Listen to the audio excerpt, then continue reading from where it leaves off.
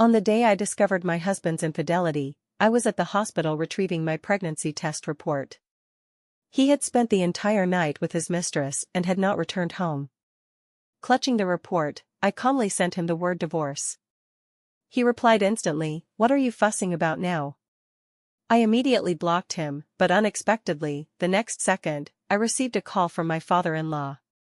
He gave me 5 million yuan, instructing me to run away with the pregnancy, and the child would bear his surname. After I left, my husband couldn't find me and called my father, crying and begging him to reveal my whereabouts. The scent of hospital disinfectant gripped my throat like an icy hand. I sat on the long bench in the corridor, my fingertips repeatedly rubbing the ultrasound report. A small, blurry embryo was circled by the doctor, marked, 8 weeks pregnant. My child. Adrian's and my child. An immense, surging joy nearly overwhelmed me. I immediately took out my phone, eager to share this monumental good news with Adrian. Dialing his number, the receiver transmitted a cold, mechanical female voice. "The number you have dialed is powered off." My heart sank abruptly. Last night, he said there was an emergency meeting at the company and he would be late. I believed him. Just like every time over the past 3 years, I trusted him without reservation. But he hadn't returned all night, and his phone remained off until now. An ominous premonition wrapped tightly around my heart like vines, making it difficult to breathe.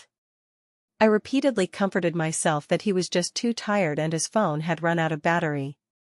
At that moment, my phone screen lit up with a message from my best friend Grace on Facebook. It was a screenshot. One from Vivian's Facebook, which I knew all too well. Vivian, Adrian's hidden white moonlight in his heart, had just returned to the country in style last week. The caption read, "Thanks to Adrian for helping me adjust to the time difference. It's great having you here." Below the text was a photo.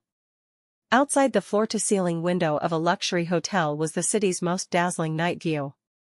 In that instant, the blood in my body froze. I recognized that window, that angle. Last week, Adrian had taken me to the same hotel, saying it was to celebrate our 3rd wedding anniversary in advance. He had smiled and said it was specially chosen for me, with the best view to see the city's starlight. It turned out that so-called surprise was merely a rehearsal for another rendezvous. I gripped the pregnancy report tightly. The edges of the paper dug deep into my palm, leaving several pale marks. The small embryo on the ultrasound sheet now seemed like a massive irony. The paradise I thought I had was merely a castle in the air built on lies. My phone vibrated. It was a text from Adrian, probably after he turned it on. "Last night was too busy, phone died, just saw you called many times. Wait for me at home, I'll come back tonight to have dinner with you." As always, gentle and considerate, but as always, full of lies. My stomach churned violently, a pregnancy reaction, but also extreme nausea. I didn't reply to him. Calmly, I opened Facebook, found his pinned profile picture, and sent him 2 words, "divorce." Almost the next second, his text came chasing, not on Facebook, because I had already deleted and blocked him. "Evelyn, what are you fussing about now?" His tone was filled with the impatience of being disturbed by unreasonable fuss. "Vivian just returned and isn't feeling well. What's wrong with me taking care of her?" "What's wrong?" I laughed. Tears uncontrollably slid down, drop by drop smashing onto the phone screen, blurring his question. It turned out that in his eyes, all my emotions were just fussing. It turned out that him spending the night with another woman was so justifiable.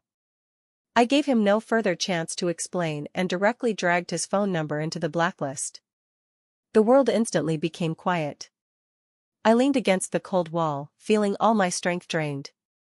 Just as I thought this absurd farce could temporarily end, my phone rang sharply again. On the screen jumped a dignified and familiar number. My father-in-law, Charles. I took a deep breath and pressed the answer key.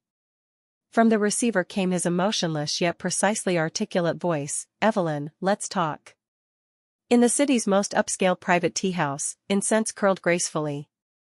I sat opposite Charles, watching him methodically brew kung fu tea with a set of intricate tools. He wore a black Chinese tang suit with disc buttons, his expression steady, as if what was about to be discussed was not a shattered marriage but an ordinary business deal. Adrian has wronged you. He finally spoke, his voice steady, revealing no joy or anger. I will discipline this unfilial son. I said nothing, just quietly watched him, waiting for what followed. He pushed a cup of clear yellow tea soup toward me, but his sharp gaze fell on my flat abdomen. But what's in your belly is my eldest grandson. My heart jolted sharply. How could he know? I had just gotten the report today and told no one except Grace. In that instant, a chill ran through my body. It turned out that my presumed happy married life had always been under his surveillance. I was merely a canary caged by the Shin family, every move under the master's control. He seemed to see through my shock but didn't care. From the leather bag beside him, he took out a black bank card and a document, pushing them toward me. Here is 5 million. His tone was like announcing an insignificant number. Enough for you to live worry-free for the rest of your life. Sign this agreement, leave immediately, go to a place where no one can find you, and safely nurture the fetus. My gaze fell on the agreement. In black and white, the glaring title, Voluntary Waiver of Custody Agreement. The content was simple and brutal. I voluntarily waive custody of the unborn child. Upon birth, the child belongs to the Shin family, registered directly under Charles's name, henceforth having no relation to me, Evelyn, or Adrian. I trembled with anger, my nails digging painfully into my palms. I lifted my head, meeting his bottomless eyes, and asked word by word, so, I'm just a tool for bearing children? This 5 million is the fee for renting my uterus? Charles lifted the teacup, gently blew on the floating tea leaves, without even lifting his eyelids. You can understand it that way. His voice was coldly devoid of any humanity. This is the best choice for you and the child. Following that fool Adrian, you'll only be unhappy. He can't give you what you want and can't protect this child. I looked at him, this man hailed as a legend in the business world, this father-in-law I once respected. In his eyes, there was no sympathy for me, no guilt toward his daughter-in-law. Only an inevitable calculation and desire for the word's eldest grandson. He didn't care about my life or death, nor the betrayal and pain I endured. He only cared whether the Shin family's bloodline could continue smoothly. Immense humiliation and anger churned in my chest like magma. But at that moment, Adrian's casual, "What are you fussing about now?" echoed in my ears once more. That sentence, like a basin of ice water, instantly extinguished all my emotions, leaving only bone-chilling cold and clarity. Yes, what was I still expecting? Expecting that man to turn back? Expecting warmth from this family? I picked up the pen on the table.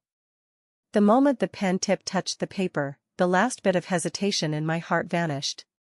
Evelyn, don't be foolish. Protect your child, protect yourself. That's what's most important. I signed my name, the strokes resolute, without the slightest tremble. Then, I took the black card, stood up. I hope you honor your promise. I looked at him and said calmly, keep your son in check, don't disturb me again. After speaking, I turned and left without glancing back. The instant the private room door closed, I heard a satisfied, soft hum from behind. He got his eldest grandson. I got my freedom and startup funds. This was a devil's deal. But from today on, I was no longer the manipulated Mrs. Adrian. I was Evelyn, the mother of my child. That was all. Leaving the tea house, I immediately called Grace. Plan B, activate. On the other end, Grace asked no unnecessary questions, simply replying crisply, okay.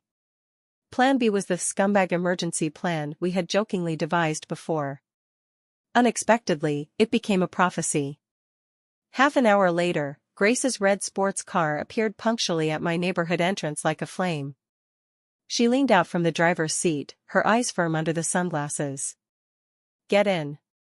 In the trunk was everything she had prepared for me, stacks of cash, a new SIM card, and some change of clothes. Use these for now, I'll arrange the rest. I always trusted her efficiency. I returned to the home that Adrian and I had carefully decorated. At the entrance, his shoes from yesterday were still placed. On the living room sofa, his casually discarded suit jacket lay. The air seemed to still carry the faint woody cologne from his body. This place that once made me feel immensely warm and secure now looked strange and ironic. I walked into the walk-in closet and opened my wardrobe. It was filled with various designer clothes and bags Adrian had bought for me. He said his wife should have the best. I didn't touch a single one. I only took my own documents, some cash, and the old bracelet my mother left me from the bedside table. That was my dowry and my only memento. Finally, I placed the freshly signed divorce agreement on the most conspicuous coffee table in the living room. While changing shoes at the entrance, my gaze fell on the huge wedding photo on the wall. In the photo, I smiled happily, nestled beside Adrian, who looked at me with eyes so tender they could drip water. How ridiculous. Expressionless, I walked over, took down the heavy wedding photo, and flipped it face down on the shoe cabinet. Out of sight, out of mind. Getting into Grace's car, the first thing I did was insert the new SIM card. I forcefully snapped the old card, laden with countless sweet memories and lies, into two halves and threw it out the speeding car window into the wind. Goodbye, Mrs. Adrian. Goodbye, that foolish Evelyn. On the other side, after accompanying Vivian to a candlelit dinner, Adrian finally returned home somewhat impatiently. Vivian's tender affections failed to soothe the irritation caused by my unreasonable fuss. He had prepared a belly full of questions and reproaches, ready to have a good talk with me. He wanted to make her understand who the real Mrs. Adrian was and who should know her place. Pushing open the door, it was pitch black. He frowned and called out, "Evelyn?" No response. He turned on the light and saw the empty living room, feeling an inexplicable emptiness in his heart. He went upstairs, pushed open the bedroom door, still no one. When he saw that my half of the walk-in closet was completely empty, he was truly stunned. He quickly went downstairs and finally saw the thin yet weighty divorce agreement on the coffee table. Evelyn. He murmured my name, feeling true panic for the first time. He immediately took out his phone to call me, and the receiver transmitted the cold, "The number you dialed is not in service." He switched to Facebook, the bright red exclamation mark stinging his eyes. He was blocked. Thoroughly removed from his world by me. An unprecedented panic overwhelmed him like a tide. He rushed out the door like mad, driving to my parents' house.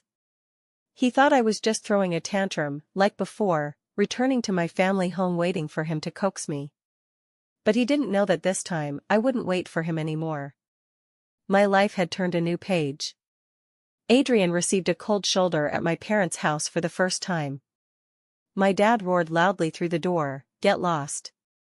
Our family has no son-in-law like you." Undeterred, he shouted my name hoarsely downstairs until neighbors called the police. Only when the police arrived did he slink away. Next, he frantically called all my relatives and friends. When he called Grace, the lawyer, she rebutted him speechless with clear legal provisions. "Mr. Adrian, Evelyn has clearly stated she does not wish to see you. According to the law, your behavior constitutes harassment. If there's a next time, we will directly apply to the court for a personal safety protection order." On the other end, Adrian was furious but helpless. He couldn't understand how I, always gentle and obedient, had suddenly become so resolute. Even more, he couldn't figure out where I had gone. Desperate, he called my dad's phone again. This time, his voice lacked the previous self-righteousness, instead carrying a heavy sob. "Dad, I was wrong, I really was.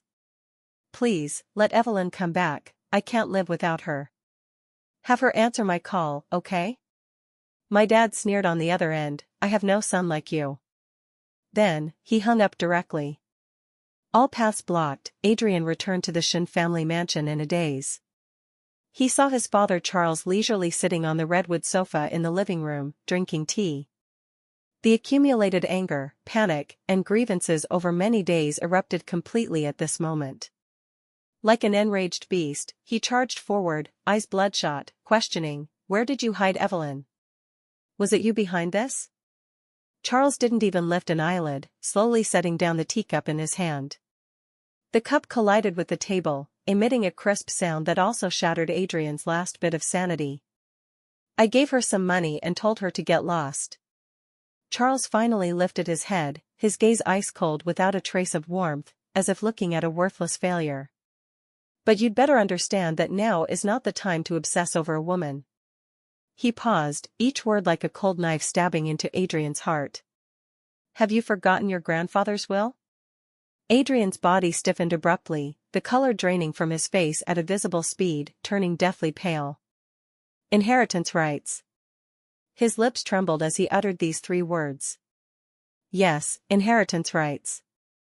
Charles looked at him coldly, as if viewing a colossal joke. Before your 30th birthday, if you have no legitimate marital offspring under your name, the 30% course shares of Shin Corporation left by your grandfather will automatically transfer to the family trust fund, to be jointly managed by the family committee. And how long until your birthday? Less than half a year. Now, your wife is gone, and your unborn child is gone too. Charles stood up, walked in front of him, looking down from above. Adrian, for a disreputable woman, you're about to lose your empire. With a boom, Adrian felt his entire world collapse. Only then did he recall that family will, like the sword of Damocles, which he had cast to the back of his mind. He had always thought that with me there, a child was inevitable, and this matter was nothing to worry about. That's why he dared to indulge unscrupulously in Vivian's affections, taking my contributions for granted. He never imagined I would leave. Even less that I would disappear without a trace, taking his only key to inheritance rights. At that moment, his phone rang. It was Vivian. As soon as the call connected, her coquettish voice came, Adrian, what's wrong? Why didn't you come accompany me today? The voice that used to soften his heart now sounded unbearably grating. Don't bother me. For the first time, Adrian roared angrily at his beloved white moonlight. He hung up the phone and collapsed powerlessly onto the sofa. He finally understood that his mad search for me, his tearful repentance, were not because of love. But because what he lost was not fundamentally a wife. It was his entire future he relied on for survival. His regret, his breakdown, his affection, from beginning to end, were just a clumsy performance about interests. And all this was relayed to me word for word through Grace. I hung up the phone and gently stroked my abdomen. Baby, look. Mommy has taken you away from such a terrifying abyss.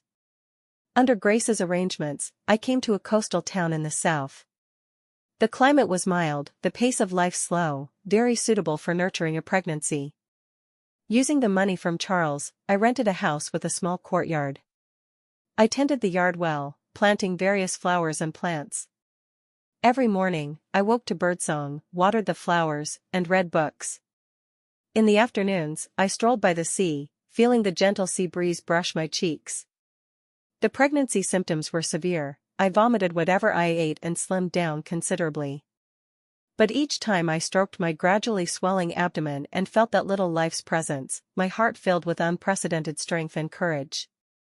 To avoid depleting my savings and to keep myself occupied, I used my professional knowledge to open an online floral art studio.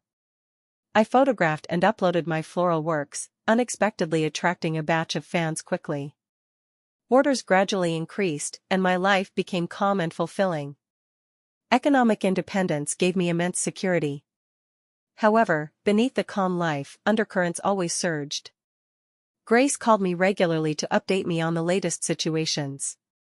That scumbag hasn't given up. He's hired several private investigators, searching nationwide like a mad dog, even mobilizing overseas networks. Be careful when you go out. I agreed verbally and heightened my vigilance inwardly. Once, I went to the community hospital for a routine prenatal checkup. When leaving the hospital, I saw a black Bentley across the street. The license plate was familiar. It was Adrian's company car, which I had ridden countless times. My heart jumped to my throat instantly. I immediately pulled down my hat brim, turned, quickly left through the hospital's back door, and ducked into the complex alleys nearby. Back home, still shaken, I immediately called Grace. I might have been discovered. Grace was silent for a few seconds on the other end, then calmly said, "Don't be afraid, I'll handle it right away." On the other side, Adrian's anxiety also infected Vivian. Vivian keenly noticed that Adrian was becoming increasingly impatient with her. He no longer inquired about her well-being or responded to her every request. His mind was filled with one thought: find Evelyn, find that child. Vivian felt an unprecedented crisis. She began frantically trying to conceive, even subtly suggesting to Adrian that they get married first to give him peace of mind. Adrian just waved irritably, "We'll talk later." After one time Adrian got drunk, Vivian pieced together that shocking secret from his intermittent drunken words. Child, 30% shares, inheritance rights. Jealousy and crisis gripped her heart like two venomous snakes. She couldn't lose. She absolutely couldn't lose to that Evelyn who had already been eliminated. She had to get pregnant with Adrian's child before me. If not, then, fabricate one. A conspiracy against me was quietly brewing. Meanwhile, after the frightening moment at the hospital entrance, I strengthened my defenses. I installed several high-definition surveillance cameras in inconspicuous corners around my residence. I didn't know when danger would arrive, but I had to prepare thoroughly to protect myself and the child in my belly. What was bound to come eventually did. That afternoon, while I was pruning roses in the yard, the doorbell rang suddenly. Through the surveillance screen, I saw a familiar yet strange face. Vivian. She wore a pure white dress, long hair cascading over her shoulders, face with delicate light makeup, looking pitiably innocent and harmless. But I knew what a dirty and vicious heart was wrapped under this pure facade. How did she find this place? My mind raced, quickly thinking of the new neighborhood cleaner. In the past few days, she had casually chatted with me, inquiring about my situation. It seemed she had been bought off. I didn't open the door immediately, just pressed the intercom button and asked coldly through the door, "Who are you looking for?" Vivian outside seemed not to expect this reaction. She was stunned for a moment, then her eyes reddened, her voice carrying a sob. "Sister, it's me, Vivian. Can we talk?" I sneered inwardly. Sister? She deserved that? I have nothing to talk about with you. Sister, don't be like this. She cried even harder, as if suffering immense grievance. I know you hate me, it's all my fault.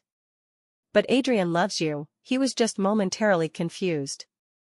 She began endlessly recounting her and Adrian's deep affectionate past, trying to provoke me. But I just listened quietly, my heart unmoved.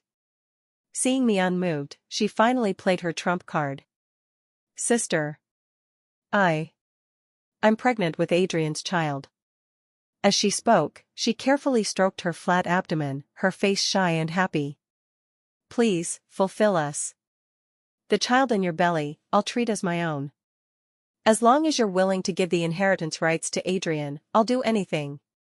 Hearing this, I couldn't hold back and laughed out loud. Fake pregnancy? Using such a low-level tactic to scam me? Truly ridiculous and pathetic. I quietly pressed the record button on my phone, then abruptly opened the door. Vivian was startled by my sudden action, her cries choking in her throat. I looked at her coldly, my gaze like watching a clown. Oh? Pregnant? How many months?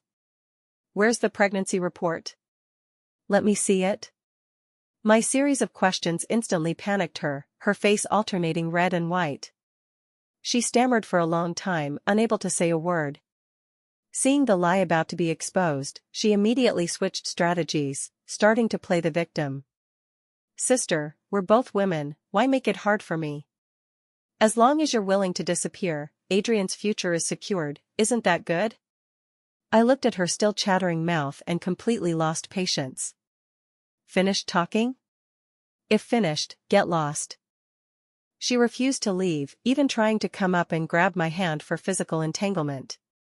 I immediately stepped back, avoiding her touch, then took out my phone in front of her. I didn't call Grace, nor anyone from the Shin family. I directly dialed 911. After the call connected, I said to the police in a sobbing, extremely fearful voice, "Hello, police? This is Building X in XX neighborhood. There's a woman I don't know harassing me at the door, babbling nonsense.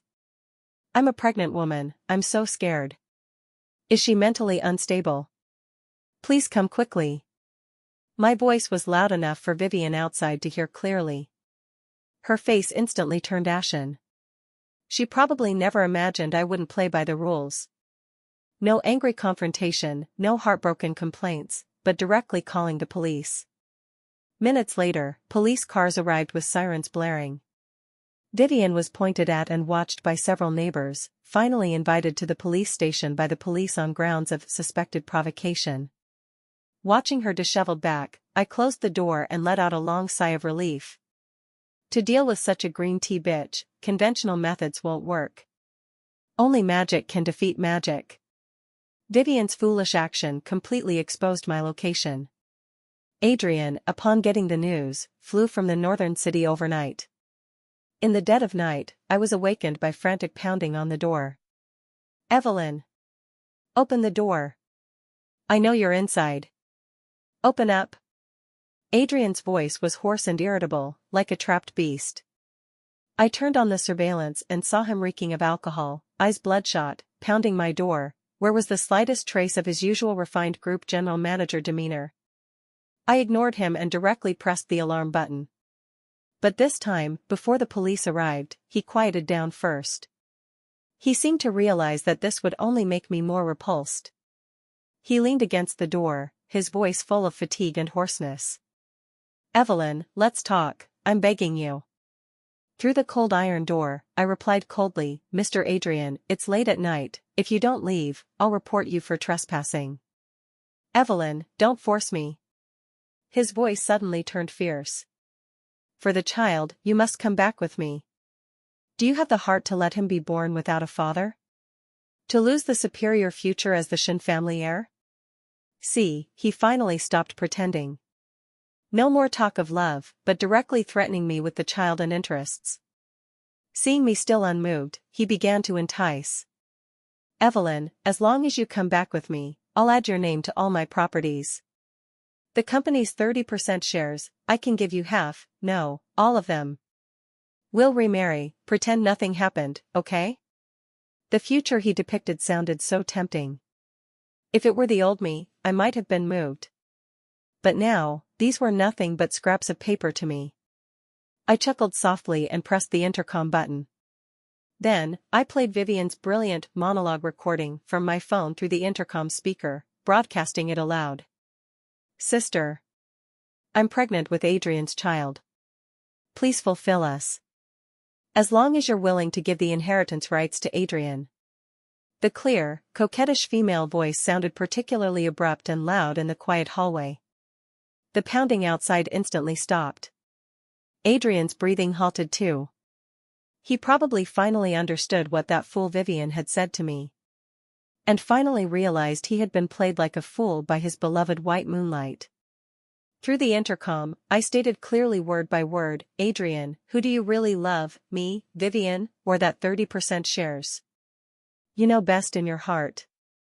This child, from now on, will have no relation to you or the Shin family. He will be with me, living in the sunlight, not becoming a tool and pawn in your wealthy family's property disputes. Give up on this." My words, like the sharpest knife, thoroughly tore apart his last fig leaf. Outside came his complete breakdown roar, then suppressed sobs, finally turning into desperate pleas. He slumped to his knees in front of my door, like an abandoned dog. I didn't listen anymore. I drew the curtains, isolating all his sounds. My world returned to peace once more. And my heart was unprecedentedly serene. Adrian's complete failure finally made the real old fox behind the scenes unable to sit still. The next day, I received Charles's call. This time, he didn't beat around the bush but directly arranged a meeting. The location was still a private club with extremely strict security measures. This time, he lacked the previous steadiness and politeness. He sat opposite me, face grim, eyes sharp as an eagle's. "Evelyn, don't forget the agreement you signed. He opened with a stern question. The child must be ours. That's the premise of our deal. I leisurely sipped the fresh juice in front of me, unintimidated by his strong aura. I set down the cup, met his gaze calmly. Agreement? Agreements can be signed and can be destroyed. After all, it was your son who breached first, coming here to make a scene, almost causing me fetal distress. It was your people who didn't manage your people. Charles was choked speechless, his face even uglier. I gave him no chance to breathe and directly stated my terms. Want the child? Fine. I don't want your 5 million anymore. I paused, watching his pupils contract instantly, and smiled as I stated my true purpose. 10% shares of Shin Corporation, immediately transfer to an irrevocable trust fund with my unborn child as the sole beneficiary. Moreover, the fund's supervisors must be me and my lawyer. With a snap, Charles heavily placed the purple clay teacup in his hand on the table. He stared at me intently, eyes bursting with astonishing anger. Evelyn, this is blackmail. I laughed. Charles, you're wrong. I'm not blackmailing, I'm fighting for what my child rightfully deserves. It was your son who put him in this awkward situation before he was even born. This 10% shares is the security I'm buying for my child. I stood up, adjusted my skirt, looking down at him. The initiative is now in my hands, Charles. You can gamble and see if your shares are more important or a grandson you can't even see. Of course, you can choose mutual destruction. At worst, I'll buy a plane ticket tomorrow, take the pregnancy abroad to a place none of you can find. Leaving you empty-handed in both people and wealth, no, empty in people and grandson. From my bag, I took out a document and placed it in front of him. It was a flawless trust plan that Grace had prepared overnight for me. You have 3 days to consider. After 3 days, my plane won't wait. After speaking, I turned and left, leaving him a resolute back view. At the door, I seemed to feel that complex gaze from behind. It contained anger, shock, but more so, an appreciation for meeting a worthy opponent, appearing for the first time. The game of hunter and prey, from this moment, reversed roles. I was no longer the lamb awaiting slaughter. I was the hunter holding the bow and arrow. 3 days later, I received a call from Charles's lawyer. He compromised. Grace, as my full power of attorney lawyer, flew back to the northern city and followed the entire process of signing the equity transfer agreement. Every clause, every detail, she repeatedly confirmed to ensure nothing was amiss. When that document, stamped with the Shin Corporation seal and legally effective, was sent to my email via encryption, my suspended heart finally settled. I won the first and most important chip for my child. And Adrian, upon learning this news, went completely mad. He couldn't accept that the inheritance rights he had schemed to preserve were ultimately effortlessly taken 10% by an unborn child. And he himself was completely out, becoming a joke. In shame and rage, he made the stupidest and most vicious move. Throwing caution to the wind, he anonymously leaked online, hired a large number of trolls, and began slandering and attacking me. Overnight, countless posts denouncing me surged online. Abandoned wealthy wife with deep schemes, using child to force palace and seize billions in family assets. Expose that gold-digging woman who drained her ex-husband and wants to swallow the entire family. In the posts, I was portrayed as a greedy, promiscuous, vicious woman who would do anything for money. They photoshopped me into various indecent photos, even doxed my parents' home address and phone. Adrian fueled the flames behind the scenes, portraying me as an executioner using the child to force the palace, wanting me drowned in spit, socially dead. My parents' phone was blown up, their doorstep littered with garbage. Grace cursed angrily on the phone, "Adrian, that beast. He's trying to destroy you." Yet I was unusually calm. Looking at those indecent curses and insults, I said to Grace, "Don't rush. Let him make a fuss, the bigger the better. The higher he jumps now, the harder he'll fall later." I waited a full 2 days. Until the entire internet was humiliating me, until public opinion fermented to its peak, until everyone thought I was a heinous gold digger. I had Grace make her move. Grace's law firm official account, at 10 p.m. midnight, released a sternly worded lawyer's letter and an unexpected long image of evidence that no one anticipated. It was an extremely clear timeline evidence chain. Evidence 1, my pregnancy report. It clearly showed my pregnancy date predated Adrian's affair with Vivian. The so-called using child to force palace collapsed on its own. Evidence 2, Adrian's consumption records at the anniversary hotel, Vivian's Facebook screenshot. The times matched perfectly, locations identical, nailing the words marital infidelity firmly to his pillar of shame. Evidence 3, the most fatal blow. The recording I made of Vivian admitting fake pregnancy and attempting to threaten me with inheritance rights. Technically processed, the voice was crystal clear. This evidence-long image, like a deep-water bomb, exploded in the boiling public opinion field. No explanations, no complaints. Only cold, irrefutable facts. The netizens who were verbally attacking me a second ago instantly fell silent. After a few seconds of quiet in the comment section, it completely exploded. Holy crap! Shocking reversal. So the scumbag cheated during marriage, the mistress knowingly interfered and faked pregnancy to force the palace, then bit back saying the original wife is a gold digger? This pair of scum is too disgusting.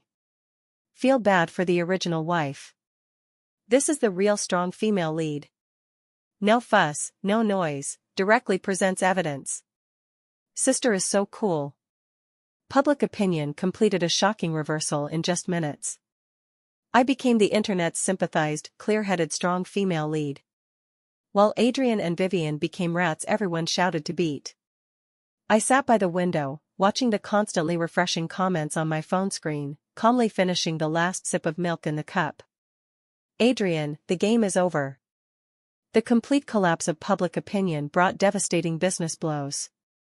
Terms like Adrian's infidelity, Vivian knowingly being the third party, #Shin Corporation heir scandal firmly occupied the top spots on hot search lists. Shin Corporation's stock price plummeted accordingly. It hit the limit down at opening, for 3 consecutive days, evaporating hundreds of billions in market value. The group's PR department was overwhelmed, all explanations and statements appeared pale and powerless before the mountain of ironclad evidence. And this gave Charles the best and most legitimate reason. On grounds of Adrian's personal misconduct severely damaging the company's reputation and shareholders' interests, he urgently convened a board meeting. At the board meeting, he presented the huge economic losses and negative brand image impact the company suffered due to this scandal. No one raised objections. The board unanimously passed to completely dismiss Adrian from all positions in the group and formally remove him from the heir sequence. That son he once prided himself on became a pawn that could be discarded at any time in the face of family interests. Charles, in the fastest and most ruthless way, completed the severance, preserving the great ship of Shin Corporation. Vivian's fate was even more miserable. She was doxxed across the internet, her past scandals dug up completely.